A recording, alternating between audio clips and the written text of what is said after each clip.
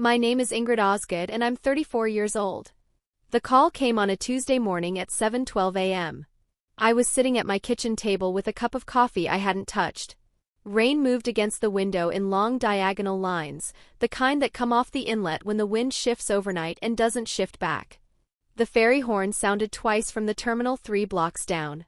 It always sounded twice when the tide was running fast and the captain wanted the dock crew ready early. I had lived in this town long enough to know the difference between the 2 blast and the 1 blast. I knew most things about this town by sound now. My phone was on the table next to the coffee. My mother's name appeared on the screen. No text before it. No message asking if I was awake. She only called without warning when she had already decided something and was calling to deliver it, not discuss it. I let it ring 4 times. Then I answered. "We need to talk about the house," she said. I said nothing. "Your father and I spoke with the Halvorsens last night." The Halvorsens were Eric's family. Eric Halvorsen was my partner of 6 years. We had been under contract on a house for 4 months. His parents lived 40 minutes north, up the coast road past the boatyard where his father had worked for most of his adult life. My parents had met the Halvorsens twice. Once at a marine trade dinner near the harbor, white tablecloths and halibut and small talk about the season. Once at a birthday gathering in a backyard that smelled of wet wool and wood smoke. They were not close. They did not call each other.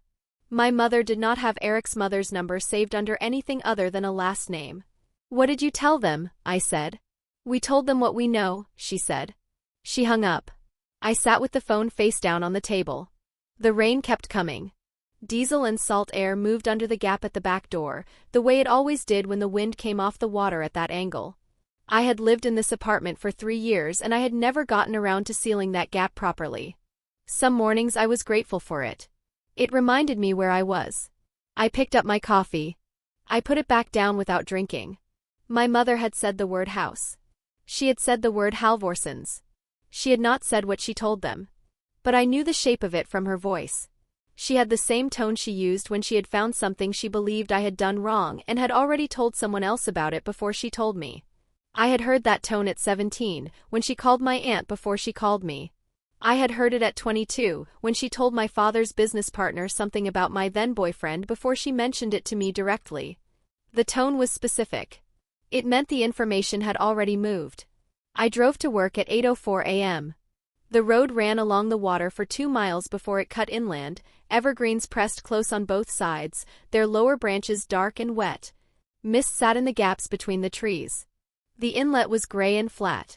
A fishing vessel was moving out past the breakwater, running lights still on. I parked behind my office building and sat in the car for 3 minutes. I was not collecting myself. I was counting. 4 months to closing. 3 weeks until the final walkthrough. 1 title record that I had examined myself and then sent to a colleague for a second review, because that was the standard. Because I did not cut corners on records that had my name on them. I got out of the car and went to work. I had been a title examiner for 11 years. I worked for a regional firm that handled residential and commercial real estate closings across 3 counties. My job was to read deeds, trace ownership chains, flag encumbrances, identify recording errors, catch problems before they became someone else's legal crisis at the worst possible moment. I had reviewed more than 4,000 title records since I started.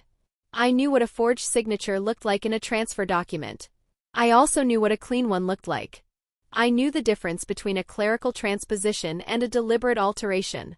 I knew which errors the county recorder's office flagged automatically and which ones required a manual correction affidavit and how long each process took. My parents did not know any of this. They had never asked. When the subject of my work came up at family dinners, my father called it paperwork. My mother once told a neighbor I worked in an office downtown. Neither of them was wrong in the strictest sense. They had simply never asked a follow-up question. I had stopped offering. I grew up 40 miles south of where I live now in a harbor town much like this one. My parents still live there in the same craftsman house where I spent 18 years, 3 blocks from the ferry terminal, with a side yard that floods every February without fail. My father ran a small marine supply business through most of my childhood. He sold it when I was 26. My mother worked part-time at a dental office for 12 years and stopped when the sale went through. They were not cruel people when I was young. They were particular. They had specific ideas about how a life should be arranged and a genuine discomfort when someone arranged theirs differently. When I left for college, my mother cried at the ferry terminal. I stood next to her for 11 minutes with my bags at my feet. I counted the minutes because I didn't know what else to do with my hands. I was not cold.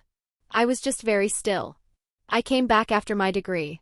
I took an entry-level position at the title firm at $14 an hour, and I studied for the licensing exam on my lunch breaks for 4 months.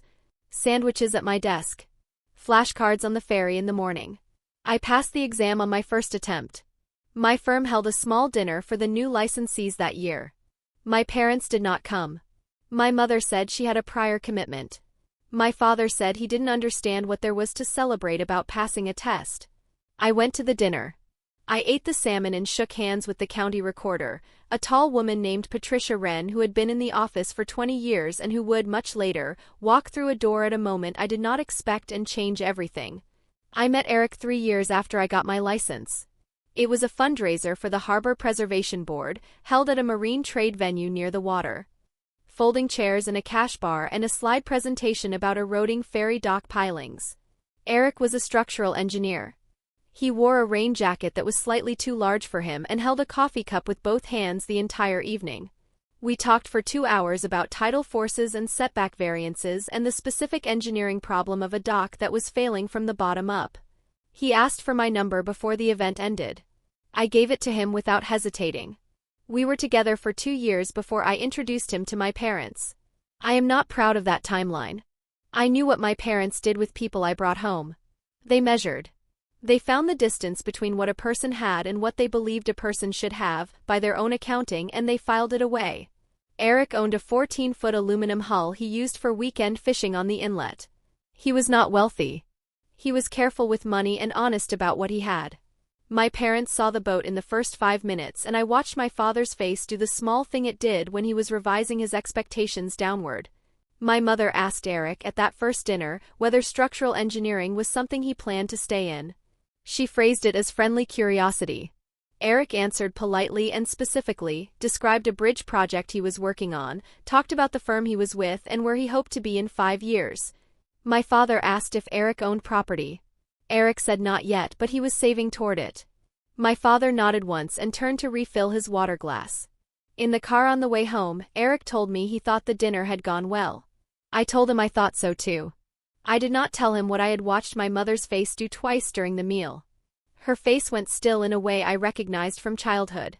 It was the face she made when she had decided something but was not going to say it yet. 2 years after that dinner, Eric and I began looking for a house. We had saved together, deliberately, across 18 months. I had contributed $47,000 from my own savings.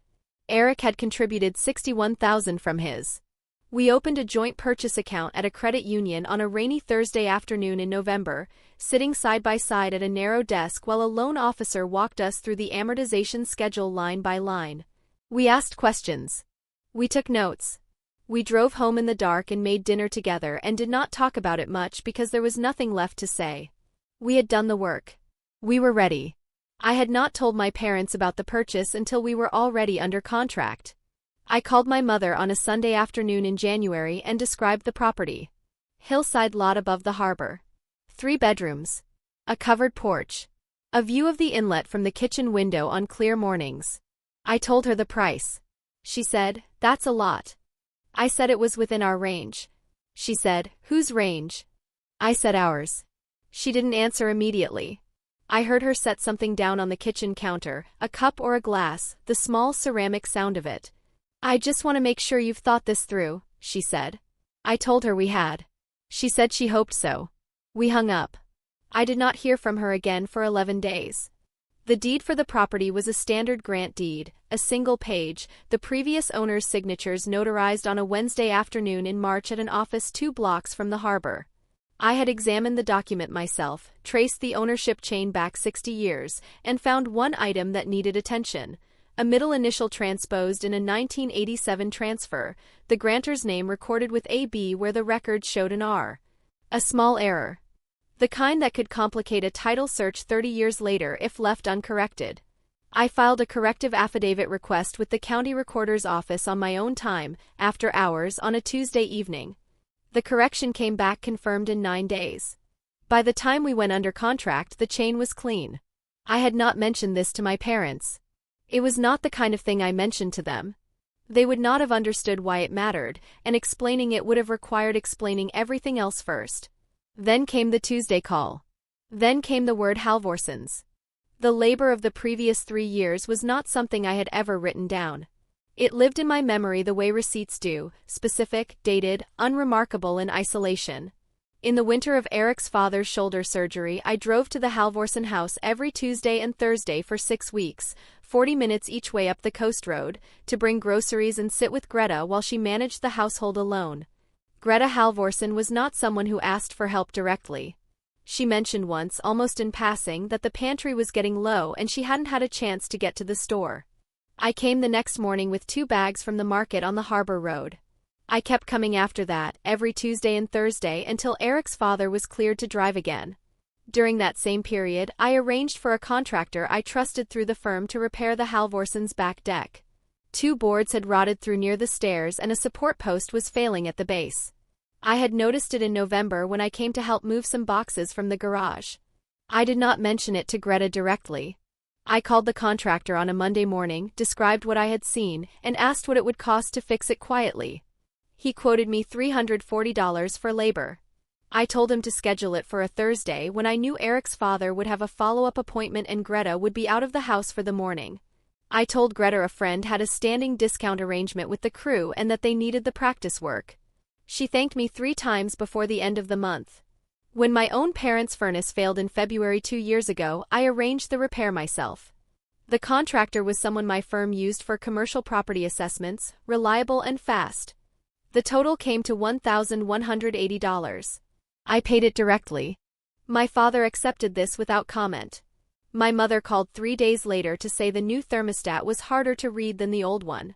I told her I could come by and label the settings with a marker if that would help. She said she'd manage. I had filed my parents' property taxes for 4 consecutive years. Not prepared them, they used a tax service for that. But the actual filing, the submission, the tracking of confirmation numbers, the phone calls to the county assessor's office when the online portal flagged a processing error 2 years running, that was my work. I did it on my lunch breaks in April, quietly, without being asked after the first year. My father had mentioned once, offhandedly, that the portal confused him. I had taken that as an open assignment. The year my mother had her gallbladder removed, I took 4 days off work and stayed at their house. I managed her medication schedule, which was more complicated than it should have been because the discharge instructions were unclear and the follow-up call from the surgical office came late. I cooked. I drove her to the follow-up appointment at 8:15 a.m. on a Thursday. My father had said the night before that he might not be able to make it, that he had something at a neighbor's house. I said I would take her. He said thank you and was gone by 7:30 a.m. My mother did not ask where he was. I did not say. I had co-signed on a line of credit my father took out 18 months before he sold the marine supply business. $22,000 to cover a slow quarter when his inventory costs ran ahead of his receivables. He repaid it over 14 months. My credit was used and returned without discussion. When I asked at month 11 how the repayment was tracking, he said fine. That was the full conversation. The autumn before that, my parents' neighbor had a drainage problem that was backing water toward both properties. My father asked me over the phone whether I knew anything about easement rights for shared drainage. I spent an evening pulling the county's drainage easement register for their street. The easement was registered. The neighbor had covered an inlet with a patio pour. I wrote a 1-page summary of what the easement said and what my parents could file with the County Public Works Office to request a compliance inspection. My father submitted it the following week. The inspection happened. The neighbor broke up the concrete in October. My father called to tell me and said, "It worked." He did not say thank you. I noted it. When Eric's parents added a small storage structure to their property lot, they received 3 county permit documents that cross-referenced zoning codes and setback requirements in dense regulatory language. Eric's father handed them to me at a dinner with a look that said he had tried and given up. I took the documents home. Over the next 3 evenings I read them, pulled the relevant code sections, and wrote a plain language summary on a single sheet of paper, what was required in what order by which office with approximate timelines. I brought the summary back at the following Sunday dinner and set it next to his coffee cup. He read it once. He nodded and said thank you.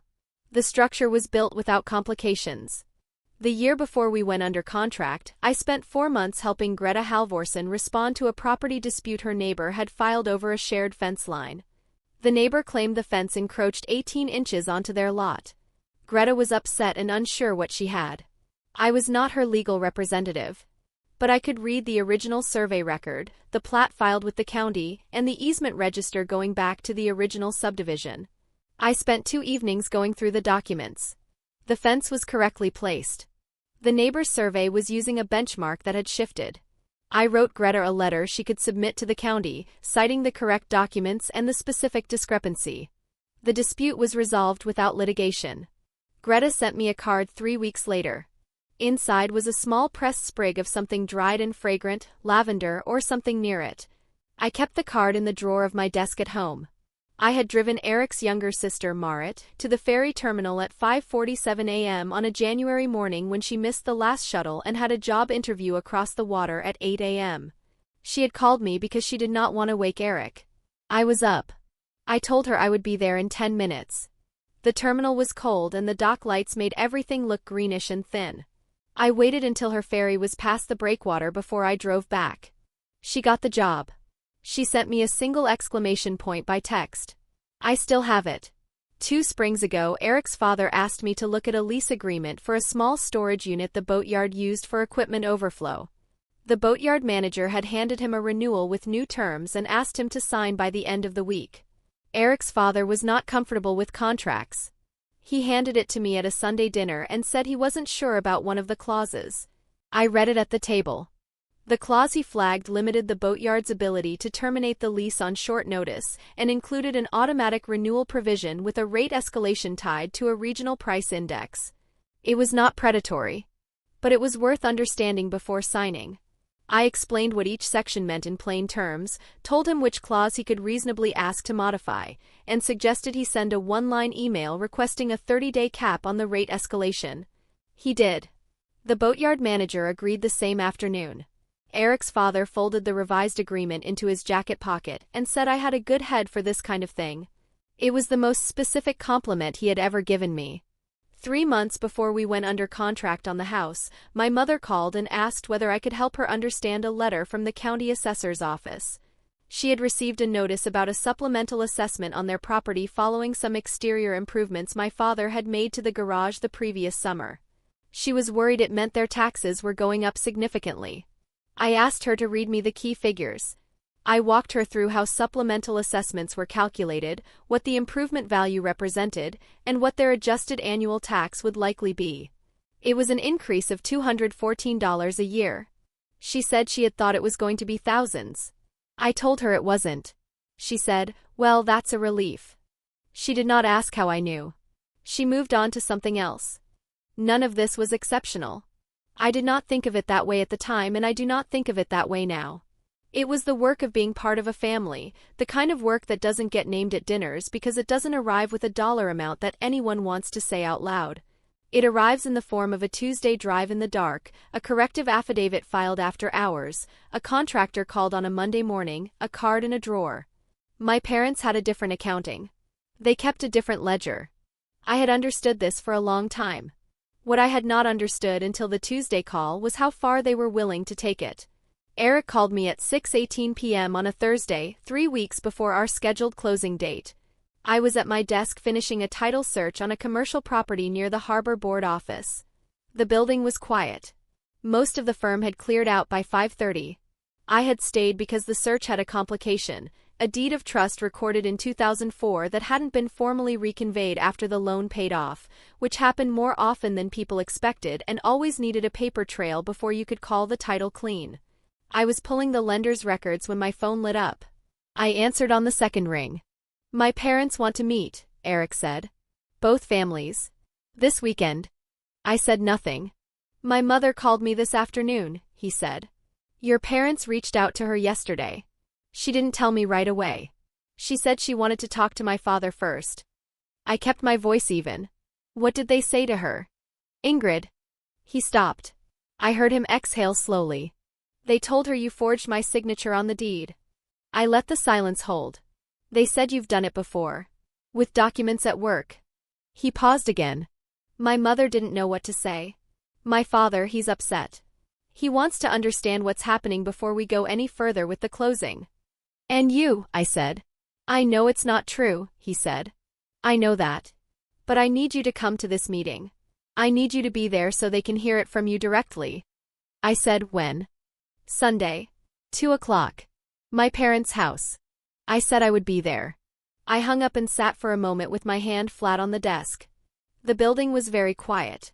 Through the window I could see the harbor lights coming on in the early dusk, one by one, the water going dark below them. I sat there for 3 minutes.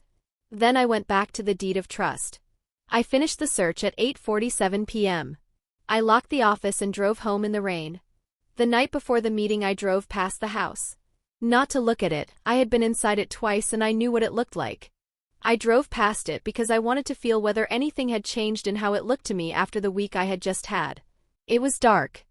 The previous owners had moved out. The porch light was off.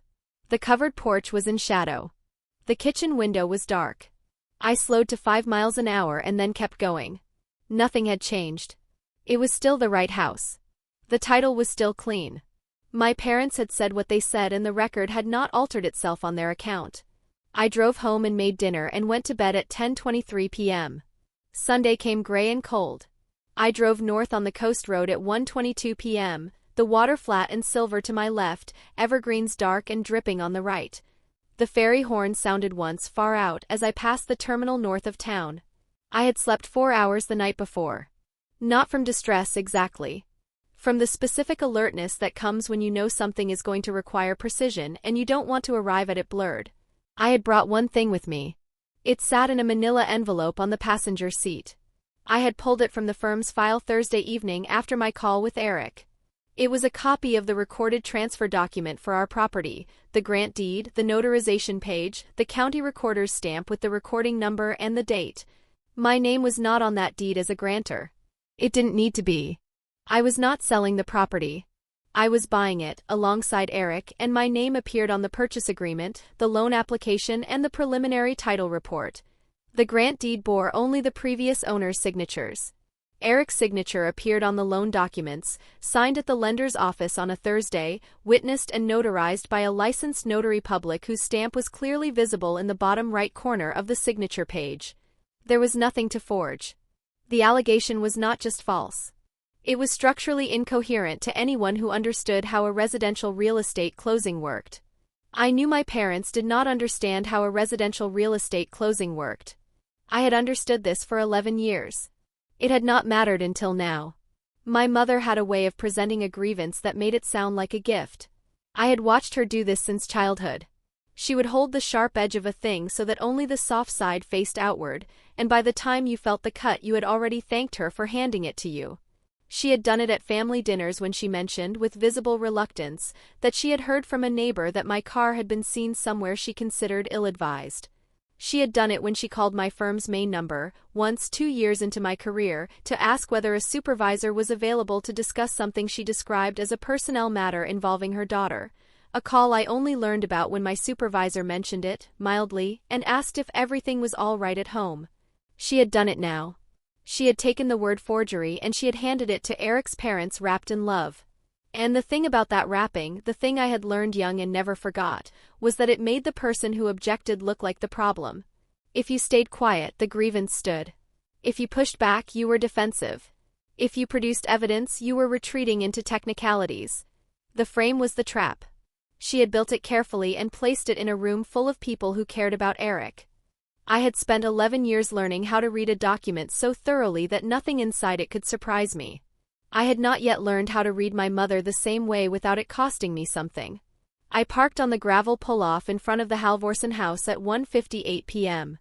The house was a low craftsman set back from the road, surrounded by tall Douglas firs that moved slightly in the wind off the inlet. Smoke came from the chimney. A light was on in the front room.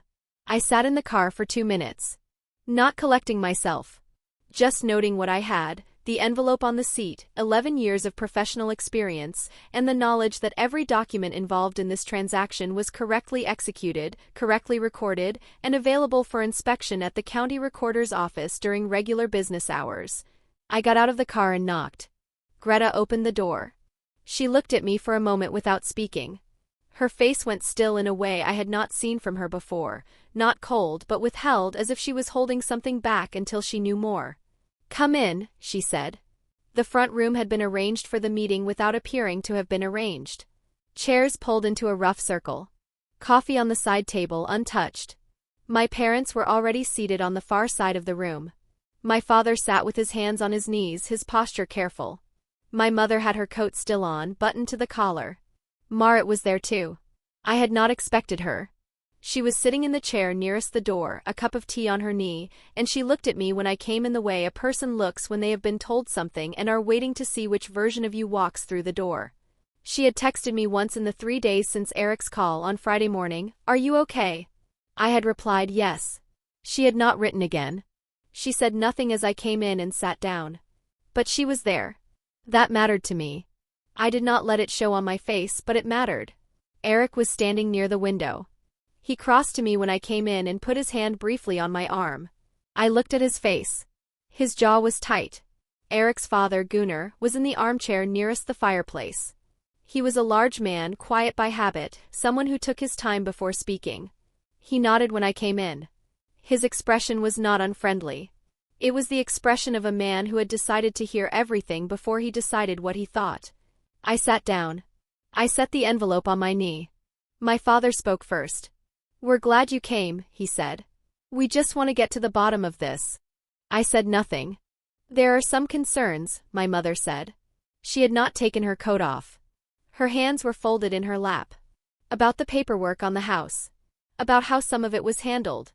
"What concerns specifically?" I said. My father leaned forward slightly. "We've heard from some people who know about these things, that the way the deed was put together wasn't right. That your name shouldn't be on it the way it is. And that Eric's signature may have been." "I didn't forge Eric's signature," I said. My mother's voice stayed even. Warm almost. "We're not saying you did it on purpose. We're saying you may have made a mistake. That you pushed something through that wasn't done correctly. And Eric's family deserves to know that before they're tied to this property and this amount of debt." Gunnar shifted in his chair. "I have to ask directly," he said. "Is there any issue with the deed as filed? Anything that would affect the title going forward?" "No," I said. "How can you be certain?" my mother said. "Because I examined it myself. And because a colleague reviewed it independently. And because the county recorder processed it without a flag." My father said, "That doesn't mean." "What does it mean then?" I said. My voice was level. I did not raise it. My father sat back slightly. "It means there could be errors that weren't caught. It means people make mistakes, even careful people. It means you might have, in trying to get this done quickly, in trying to make this happen for the two of you, not followed every step exactly the way you should have." I looked at him. I said nothing. My mother turned to Greta. "We're not here to make trouble. We genuinely aren't. We just think, before these two tie themselves to this much debt, before your family is connected to this transaction, you should know what we know. You deserve that. As Eric's parents." Greta's hands were folded in her lap. She looked at my mother steadily. "And what do you know exactly?" she said. My mother paused. "We know Ingrid has always been careless with paperwork. Since she was young. I used to have to check everything she submitted for school, applications, financial aid forms, even simple permission slips. She'd leave things out. Fill things in wrong." She said this gently, the way you say something presented as a long-established fact, not an accusation. "And we know that Eric signed some things very quickly, without reading them fully. He mentioned it himself." Eric's head came up. "I didn't say that." My mother looked at him with an expression of mild, patient concern. "You mentioned it at dinner last spring. You said you'd signed some documents without going through all of them carefully. You said it in passing. I remember it clearly." "I said I signed my tax return without reading every line," Eric said. "That's not the same thing." "It speaks to a pattern," my father said quietly. Of moving quickly. Of not being as careful as a decision this large requires. I let the silence hold. Gunnar looked at my father. His voice stayed quiet. You said you heard this from people who know about these things. What people? What industry? My father's expression shifted just slightly. People familiar with how these deals sometimes go. People who've seen this kind of thing before. Which people specifically? Gunnar said. My father said, I'd rather not say. Why? Gunnar said. My father said, I don't want to put anyone in a difficult position. I see, Gunnar said. He leaned back in his chair. He looked at the fire. My mother smoothed her coat over her knee. We just want what's best for everyone here. For Eric. For your family. We think it's worth slowing down. Taking another look at everything before the closing. Having someone independent review the documents, someone with no stake in the transaction. Someone independent, I said. Yes, she said. Someone objective. Someone professional. Like a title examiner, I said. Exactly, she said, and her expression was kind, agreeable, as if we had just reached a sensible conclusion together. Someone who can look at everything with fresh eyes and confirm there's nothing to worry about. I looked at her. I kept my voice even. I am a title examiner, I said. That is my profession. I have been licensed for 11 years. I have examined more than 4,000 title records in this county and the two adjacent. I examined this record. And then I sent it to a colleague for an independent second review, which is standard practice at our firm for any transaction in which a staff member has a personal interest. My mother said, We know you work with documents, Ingrid. We're not questioning your job. What are you questioning? I said. She looked at me. Her expression was patient and a little sad.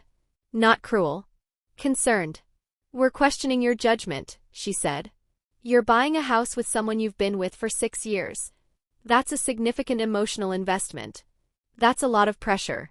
We think you may have moved too quickly because you wanted this so much. We think you may have wanted it so much that you didn't stop, didn't slow down, to make sure that every single step was exactly right. My father nodded slowly. You've always been like that. Since you were a girl. When you want something, you push toward it. You don't always see what's in front of you. I said nothing. It's not a flaw, my mother said. It's just it can lead to mistakes. And with something this permanent, this expensive, we just need to know that no mistakes were made. Greta said quietly, Has anyone here actually seen the deed? The recorded document itself. My mother looked at her. We've been told about it. By someone you won't name, Gunnar said. My father said, That's right. Gunnar said nothing. He looked at his hands. My mother turned back to Greta. I know this is uncomfortable. I know Ingrid has been kind to your family.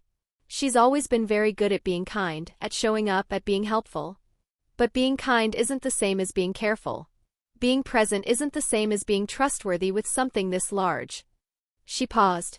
We just want to make sure your family isn't left holding a problem that could have been caught in time. Greta looked at my mother for a long moment without speaking. Then she looked at me. My mother said, We're not saying she's a bad person. We're saying she's someone who loves big and moves fast, and sometimes, that combination leads to a corner that gets cut without anyone meaning for it to happen. My father said, We remember the car, Ingrid. We remember the job in Portland you walked away from. We remember the lease you broke in your first apartment because you changed your mind. You've always had trouble staying with things when they get difficult. I let the silence hold. Eric said, She has stayed with things. She's stayed with me for 6 years. She has held the same job for 11 years. She owns her car outright. She saved $47,000 for this purchase. That's what she has done. My mother said gently, Eric. We're not attacking her. We love her. You're telling his parents that she forged a deed, Marit said. It was the first time she had spoken. Her voice was quiet. Before you talked to her. Before you asked her anything. My mother looked at her. We felt they deserved to know. Before she did, Marit said. My mother said, We were concerned. You went to his parents and told them she committed fraud, Marit said. And you named a source you won't name. In a room full of people whose lives you could have damaged. She looked at my mother. Why did you go to them first? My mother said, We thought it would be better to. To what? Marit said. My mother stopped. My father said, we wanted them to have time to think it over. To make an informed decision before the closing went through, and it was too late.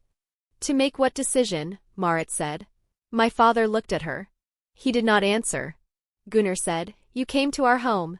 You told us our son's partner forged a legal document. You won't name your source. You won't look at the evidence. He looked at my father evenly. That's not being careful. That's something else. The room was quiet. The fire made a small sound. My mother said, we just love her. We want to protect her. And you. And Eric. I reached for the envelope on my knee. I slid it across the coffee table toward Gunnar. I said, open it. My mother said, Ingrid, we don't need to turn this into.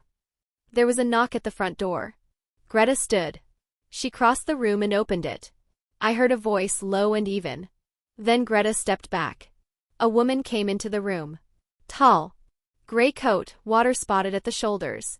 A leather document case under one arm. I recognized her immediately. I had last seen her at a licensee dinner 11 years ago, when she had shaken my hand across a table and said the licensing exam that year had been particularly well written. She had not changed much. She was the kind of person who didn't seem to. Patricia Wren. County Recorder. 23 years in the office. She looked at me first. I got your message, she said. You said it was important. My mother's face went still.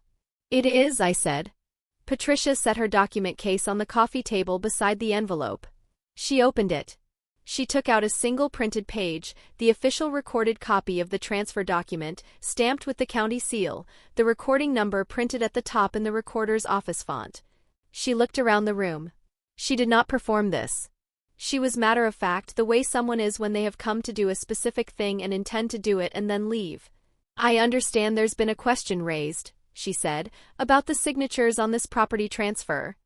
She placed the page on the table. She looked at my father. Is this your signature? She asked. My father looked at the page. His face went still. He looked at it for a long moment. No, he said slowly. That's not no. No, Patricia said. It isn't. Because this deed does not carry your signature. It carries the signatures of the sellers, the previous owners of the property, as it should. As any grant deed should. She looked at my mother. And this, she said, setting a second page beside the first, is the summary page from the loan document package. It includes Mr. Halvorson's signature, witnessed by a licensed notary public, with a date and time stamp from the lender's office on a Thursday in March. She let that settle for a moment. There is no forgery in this file.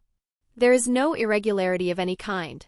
The chain of title is clean going back 60 years, with one corrected clerical error from 1987 that was resolved before this transaction was recorded. Ms. Osgood identified and corrected that error herself on her own time. The fire settled. Rain against the glass. My father said, we were told, someone said. Patricia said, by whom? My father said nothing. Patricia looked at my mother. My mother had not moved. The color had left her face. Patricia closed her document case. She looked at Greta. I've been the county recorder for 23 years. Ms. Osgood has been one of the most thorough examiners this office has worked with in that time. If she tells you a title is clean, it is clean. She picked up her case. I'm sorry for the disruption. I hope your closing goes forward on schedule. She nodded to me once. Then she left. The room was very quiet. After she left, no one spoke for almost a full minute. Gunnar looked at the documents on the table. He reached for the envelope. He opened it. He read the first page slowly, the way he read everything, without rushing. He set it down. He read the second page. He set that down too. My father opened his mouth. Then he closed it. My mother looked at the documents. She did not pick them up. My father looked at me. His face had gone tight in a way I had not seen from him in years. Not angry. Something else. Something that looked briefly like a man who had stood in a room and watched a version of events he had been certain of dissolve entirely, and was now trying to find a new place to stand. Ingrid, he said. I said nothing. He said, we were only trying. I said nothing. I let the silence hold. My mother touched his arm. Come on, she said quietly. They crossed the room. Greta walked them to the door. I heard the door open. I heard the sound of rain outside, heavier now. I heard the door close. I sat in the chair. Eric sat down beside me. He didn't say anything. He just sat there, his shoulder next to mine. Gunnar was still in the armchair by the fire. He looked at his hands for a moment. Then he looked at me. I owe you an apology, he said. I said, you don't. I let them speak for too long before I asked to see the document, he said. I should have asked earlier. I said, you asked when it mattered. He nodded once. He looked at the fire. Marit looked at me across the room. She didn't say anything. She didn't need to. I looked at the document still on the table. The county seal. The recording number. The date. I had filed the corrective affidavit for this title on a Tuesday evening after hours, alone at my desk, because one middle initial was wrong in a 1987 transfer, and I could not leave a chain with an error in it, even an error that small. I had done it because that was what the work required. Not because I expected anyone to know. Patricia Wren had known. She had processed the correction. She had come to a house on a rainy Sunday afternoon because I had sent her a message that said, I need a witness. Someone with standing. I think it's going to matter. She had come. That mattered too. My father opened his mouth. Then he closed it. My mother looked at the documents on the table. She did not pick them up. Gunnar looked at the envelope I had slid across the table. He reached for it. He opened it. He read the first page slowly without rushing, the way he read everything. He set it down. He read the second page. He set that down too. Marit put her cup on the side table. She looked at my parents. She looked at me. She said nothing. Eric crossed the room and stood beside me. He did not say anything. He stood there. My mother smoothed her coat over her knee. She did it once. Then she did it again. I looked at the documents on the table. I looked at my father's hands, which had gone still on his knees, the knuckles pale. I looked at my mother's face, which had gone very careful. I did not speak. I kept my face even. I kept my hands in my lap. I let the fire settle behind Gunnar's chair. I let the rain move against the window glass, light and steady. I let the ferry horn sound once, far out past the breakwater, and fade. I let the room be as quiet as it needed to be for as long as it needed. I counted to 10. Then I looked at my parents. I picked up the recorded transfer document from the table, the county seal at the top, the recording number in the recorder's office font, Patricia Wren's name in the certification block at the bottom, and I held it in both hands. I waited. My parents stood near the door. My mother had her hand on the frame. My father was behind her, his coat not yet on, his hat in his hands, turning it slowly by the brim. I stood up. I had the transfer document in my hands. I set it back on the table. I did not need it anymore. Patricia had said what it said. The record had said what it said. The room had heard what it heard. I looked at my parents. The fire had settled to a low burn behind Gunnar's chair. The rain was heavier now against the windows. Nobody in the room moved. My father said, Ingrid, we made a mistake. I said nothing. We were told something, he said. We believed it. We shouldn't have gone to the Halvorsens without talking to you first. I see that now. I kept my voice even. You told them I commit fraud, I said. Those were your words. Not a concern. Not a question. You told them I forged documents. My father said, we were scared. For Eric. We thought we were. You said I've always been careless, I said. You said it like it was something you'd measured. In front of his mother. In front of his father. In front of his sister. My mother said, I said it because I believed it at the time. You believed it, I said. We've seen it, she said. Over the years. We've seen you move too quickly. We've watched you rush into things and not see what was in front of you. Name one, I said. She paused. Name one time I was careless with a document, I said. Not a feeling you had. Not something someone told you. One specific instance where I was careless with a document in my professional work. She said, there was the apartment. A lease I chose to break, I said. With a 60-day notice and the penalty payment written into the contract. That's not carelessness. That's a decision I made and paid for correctly according to the terms. I looked at her. Name one document. She looked at the floor. There were other things. Name the document, I said. Specifically. She was quiet for a moment. Then she said, I can't think of one right now. You can't think of one, I said, because there isn't one. There is no pattern.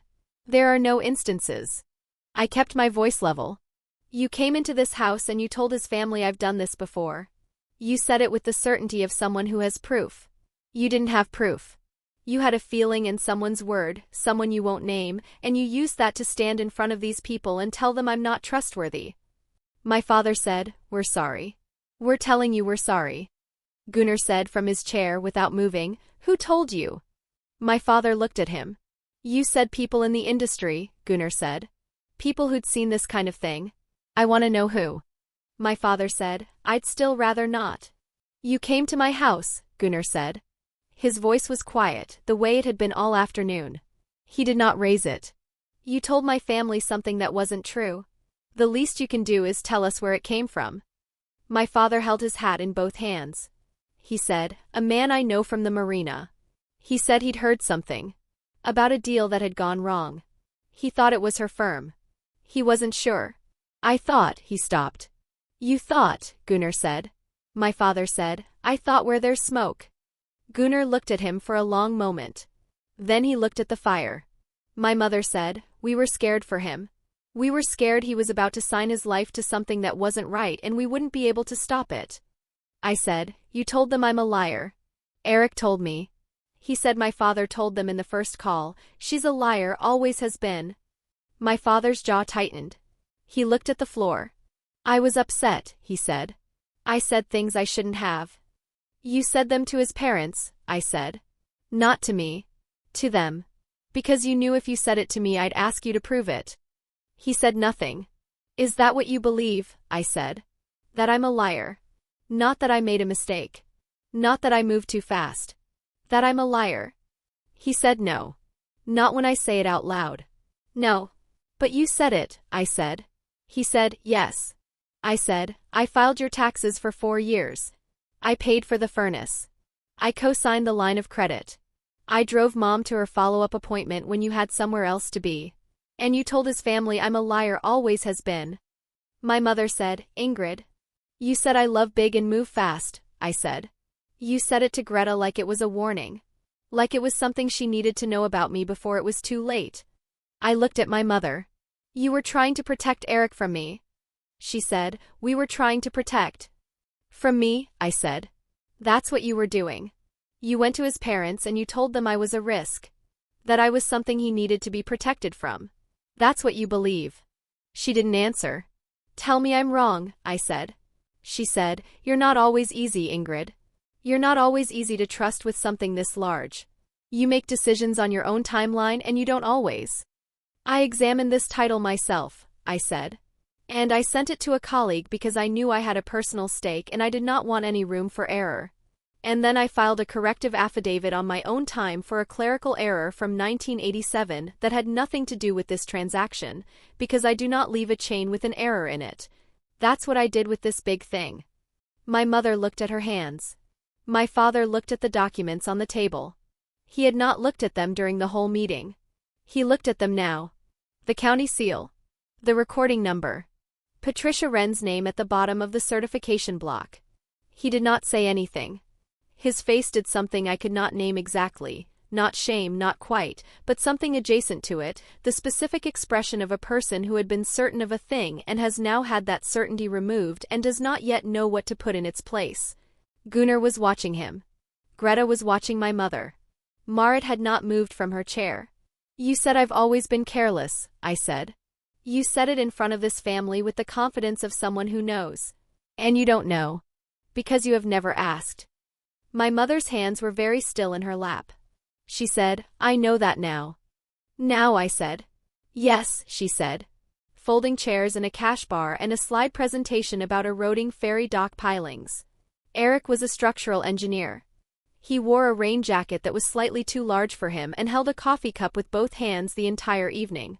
We talked for 2 hours about tidal forces and setback variances and the specific engineering problem of a dock that was failing from the bottom up. He asked for my number before the event ended. I gave it to him without hesitating. We were together for 2 years before I introduced him to my parents. I am not proud of that timeline. I knew what my parents did with people I brought home. They measured. They found the distance between what a person had and what they believed a person should have, by their own accounting, and they filed it away. Eric owned a 14-foot aluminum hull he used for weekend fishing on the inlet. He was not wealthy. He was careful with money and honest about what he had. My parents saw the boat in the first 5 minutes, and I watched my father's face do the small thing it did when he was revising his expectations downward. My mother asked Eric at that first dinner whether structural engineering was something he planned to stay in. She phrased it as friendly curiosity. Eric answered politely and specifically, described a bridge project he was working on, talked about the firm he was with and where he hoped to be in 5 years. My father asked if Eric owned property. Eric said not yet, but he was saving toward it. My father nodded once and turned to refill his water glass. In the car on the way home, Eric told me he thought the dinner had gone well. I told him I thought so too. I did not tell him what I had watched my mother's face do twice during the meal. Her face went still in a way I recognized from childhood. It was the face she made when she had decided something but was not going to say it yet. 2 years after that dinner, Eric and I began looking for a house. We had saved together, deliberately, across 18 months. I had contributed $47,000 from my own savings. Eric had contributed $61,000 from his. We opened a joint purchase account at a credit union on a rainy Thursday afternoon in November, sitting side by side at a narrow desk while a loan officer walked us through the amortization schedule line by line. We asked questions. We took notes. We drove home in the dark and made dinner together and did not talk about it much because there was nothing left to say. We had done the work. We were ready. I had not told my parents about the purchase until we were already under contract. I called my mother on a Sunday afternoon in January and described the property. Hillside lot above the harbor. 3 bedrooms. A covered porch. A view of the inlet from the kitchen window on clear mornings. I told her the price. She said, "That's a lot." I said it was within our range. She said, "Whose range?" I said ours. She didn't answer immediately. I heard her set something down on the kitchen counter, a cup or a glass, the small ceramic sound of it. "I just want to make sure you've thought this through," she said. I told her we had. She said she hoped so. We hung up. I did not hear from her again for 11 days. The deed for the property was a standard grant deed, a single page, the previous owner's signatures notarized on a Wednesday afternoon in March at an office 2 blocks from the harbor. I had examined the document myself, traced the ownership chain back 60 years, and found one item that needed attention. A middle initial transposed in a 1987 transfer, the grantor's name recorded with AB where the record showed an R. A small error. The kind that could complicate a title search 30 years later if left uncorrected. I filed a corrective affidavit request with the county recorder's office on my own time, after hours, on a Tuesday evening. The correction came back confirmed in 9 days. By the time we went under contract, the chain was clean. I had not mentioned this to my parents. It was not the kind of thing I mentioned to them. They would not have understood why it mattered, and explaining it would have required explaining everything else first. Then came the Tuesday call. Then came the word Halvorsens. The labor of the previous 3 years was not something I had ever written down. It lived in my memory the way receipts do, specific, dated, unremarkable in isolation. In the winter of Eric's father's shoulder surgery, I drove to the Halvorsen house every Tuesday and Thursday for 6 weeks, 40 minutes each way up the coast road, to bring groceries and sit with Greta while she managed the household alone. Greta Halvorsen was not someone who asked for help directly. She mentioned once, almost in passing, that the pantry was getting low and she hadn't had a chance to get to the store. I came the next morning with 2 bags from the market on the harbor road. I kept coming after that, every Tuesday and Thursday, until Eric's father was cleared to drive again. During that same period, I arranged for a contractor I trusted through the firm to repair the Halvorsen's back deck. 2 boards had rotted through near the stairs and a support post was failing at the base. I had noticed it in November when I came to help move some boxes from the garage. I did not mention it to Greta directly. I called the contractor on a Monday morning, described what I had seen, and asked what it would cost to fix it quietly. He quoted me $340 for labor. I told him to schedule it for a Thursday when I knew Eric's father would have a follow-up appointment and Greta would be out of the house for the morning. I told Greta a friend had a standing discount arrangement with the crew and that they needed the practice work. She thanked me 3 times before the end of the month. When my own parents' furnace failed in February 2 years ago, I arranged the repair myself. The contractor was someone my firm used for commercial property assessments, reliable and fast. The total came to $1,180. I paid it directly. My father accepted this without comment. My mother called 3 days later to say the new thermostat was harder to read than the old one. I told her I could come by and label the settings with a marker if that would help. She said she'd manage. I sat down. No one said anything for a while. Marit got up and went to the kitchen. I heard the water running, then the kettle. Eric sat down beside me. He put his hand on mine on the armrest. He didn't say anything. Gunnar looked at the fire. After a while he said, "My father had a phrase. He used it about the boats, about the logbooks. He said, the record speaks. He meant that the logbook was the only thing that didn't have an opinion. It just said what happened." I said, "Yes." He said, "You kept the record." I said, "I always do." He looked at me. He nodded once. "That was the thing I needed to know about you, and now I know it." Marit came back from the kitchen with 4 cups. She set them down. She sat. She said, "I meant what I said." I said, "I know." She said, 5:47. I said, "You made the ferry." She said, "I made the ferry." She looked at me for a moment. Then she said, "And you waited." I said, "Until you were past the breakwater." She shook her head slowly. "I didn't know you waited until I asked Eric about it 3 days later." She said it without drama, just as a fact. "He told me you sat in the parking lot until the boat cleared the point. In the dark. In January." I said nothing. "Why did you wait?" she said. I said, "I wanted to know you were out." She looked at me. She picked up her cup and held it with both hands. She didn't say anything else. She didn't need to. Greta came back from seeing my parents to the door and sat down across from me. She was quiet for a moment. Then she said, "You love big and move fast." I said nothing. "I think she got one part right," Greta said. "You do show up." She said it simply. That part she got right. I said, "Thank you." She said, "It's not a small thing. Showing up." At 5:47. On a Tuesday. In February. My throat went tight. I did not let it become anything further. She reached over and put her hand briefly on my arm. Then she took it back. Gunnar set his cup down. He looked at the fire for a long moment. He said, "Your parents love you." I think that's true. He paused. But love doesn't make a person right. And it doesn't make a record true or false. He looked at me.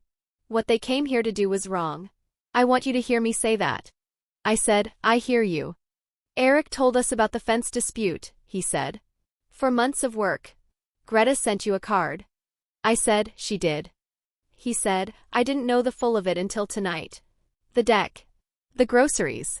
The ferry at 5:47. He set his hands on his knees. My father used to say the logbook doesn't care if you're watching. You keep it the same either way. He looked at me directly. That's what you've been doing. I said, "It's just the work." He said, "Yes." He nodded once. That's exactly what it is. We drank our tea. The fire was low by then. The rain kept moving against the windows. Eric was beside me, his arm against mine on the armrest, and the room was quiet in the particular way rooms are quiet when something large has been said and there's nothing left to add to it. Greta said after a while, she said it like it was a flaw. Loving big. She looked at her cup. I've never understood that. I said nothing. Marit said, "She was trying to warn us about you." She said it plainly, not with bitterness. And the thing she picked, that you show up, that you don't let go, I don't know how she thought that would land. I said, "She believed it. She's believed it for a long time." Marit said, "What will you do?" I said, "I don't know yet. She'll call. She always calls." Marit said, "And you'll answer?" I said, "Probably. Eventually. It depends on what she says." Greta looked at me. "Take your time," she said. "There's no rush to be done deciding." I said, "I know." At some point Eric said we should go. I stood up. I put on my coat. I picked up the envelope from the coffee table. Greta walked us to the door. She hugged Eric. She looked at me. She said, 3 weeks. I said, 3 weeks. She said, kitchen window. I said, on clear mornings. She said, I'll bring a plant. I said I would leave the door unlocked. She smiled at that. It was the first smile in the room all afternoon. I went out. Eric's car was behind mine on the gravel. The rain had lightened to a mist.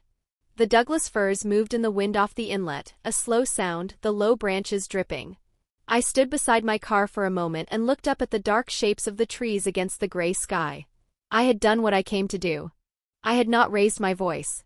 I had not said everything I could have said. I had said what mattered and I had let the record do the rest. My mother had said, I'll call. I had said, okay. That was the truth. She would call. She would call because she was my mother and that was what she did, and she believed that the call itself was the same as repair. I had learned young that the call was not the same as repair. But she would call and I would answer, because the other option was a silence that had no bottom to it, and I was not ready for that yet. I got into my car. Eric pulled out behind me. The coast road was dark and wet, the water black to my left, the trees pressing close on the right. His headlights were in my mirror the whole way back. 3 weeks later we closed. The closing was at 10 a.m. on a Thursday at the title company's offices 2 blocks from the harbor. The room was small, a table, chairs, a window that looked out onto the alley behind the building where, if you leaned slightly, you could see a sliver of the water between 2 buildings. Eric and I sat side by side. The escrow officer walked us through the documents in order, page by page.